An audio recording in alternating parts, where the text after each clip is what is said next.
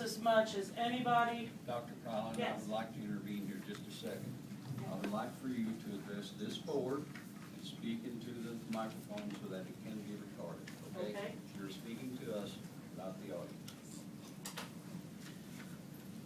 My name is Norma Kreilein. I live at 1366 Saltfire Road, Jasper, Indiana.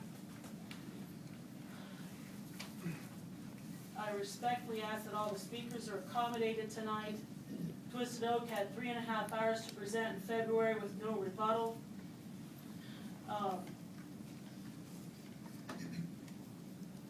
How is it that if this plant is issued a permit to add pollutants, that is not going to affect air quality? That doesn't make sense to me. It leads me to believe one of two things, that it's either not an accurate quote or not an accurate measurement of something. Because I find it very difficult to believe that you can add pollutants and not change air quality. It's another issue where either the quote or the statistics are not telling the whole story. You yourself were quoted, I believe, in October saying that you would not approve of this plant if anything that came out of the stack was harmful. That is what a permit to pollute is. It's what an IDEM permit is. It's basically stating what pollutants are being added to the air. And pollutants, by definition, are toxic and harmful. I don't feel like I should have to spend hours of due diligence checking on the city. When I hear the report from the USB board, I heard not a single comment about the inconsistencies in the letters that were sent directly to the medical staff. Quoting a biomass plant in Vermont that was approved by citizen referendum, and the one lesson they learned, which obviously has not been learned by anyone on the USB board, is to not locate it in a residential neighborhood. And this came from the plant manager. As a citizen, when I look at the lease, I am not a lawyer, but as a citizen I ask who will sit on the board. We don't know yet. Did any of them sell this to the public? And I'm asking, my quotes are from assuming the mayor would be here. Are any of the people that are going to sit on the board of this plant, were any of them selling this to the public on behalf of our city? Is anyone receiving a finder's fee for garnering misdemeanors in this business? Can we enforce this lease without a clean air ordinance? We are basically renting this. I'm not a apartment owner, but you know, when you rent it out, you certainly consider what you can and cannot enforce.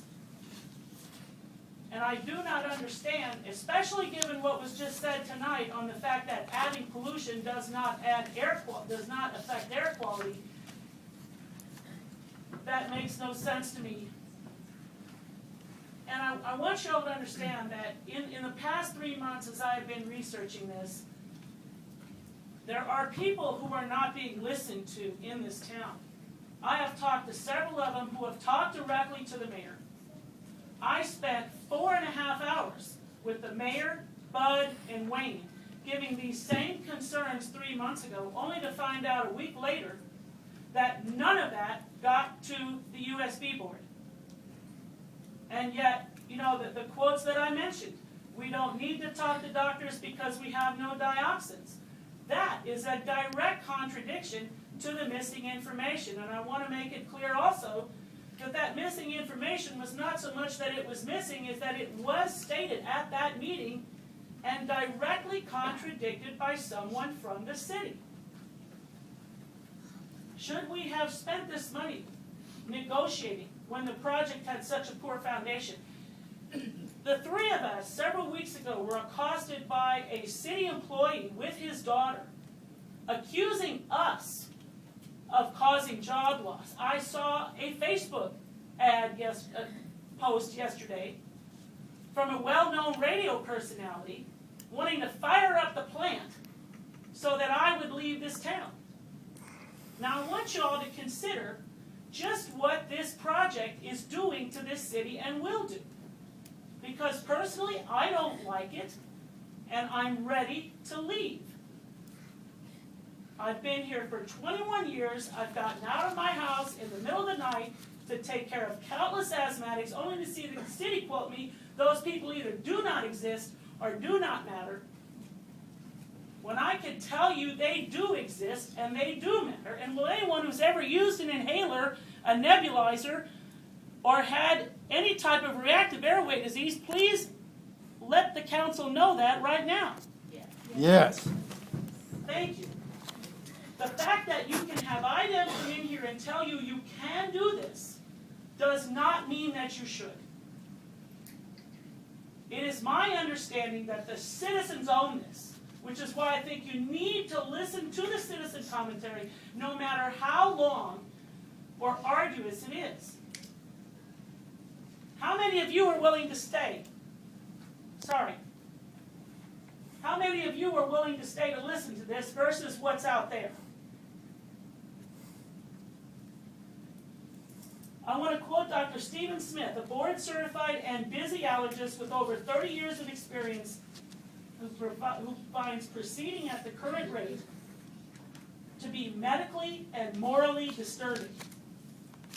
He obviously has no interest in being part of the ripple effect of employment that Wayne is promising us. 3 or 4 counties in the state are in non-attainment. That should tell you where we rank. Not very good. And yet we are rushing to add a high-risk project. Now, I'm not a financial analyst, but it is my gut instinct that the fact that venture capitalists are involved in this means that it is a high-risk financially. I want to know why the local banks aren't funding it.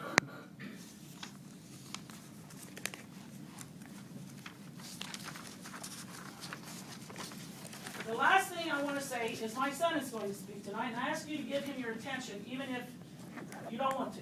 He wrote this talk on his own, and I think teenagers need to be heard. In spite of my career, I feel that I have raised 2 sons that I am proud of. They are not perfect. They do, and as I do not always speak as we should. But I am proud of what he has to say, and I ask that you listen to him. The other thing I'd like to close is, unlike you, our family, my family, has not chosen this project, but we've had to deal with it already. The citizens are going to have to deal with it if you sign this lease. And if life after the lease is anything like the past 3 months have been for me, I am at peace with leaving. Thank you.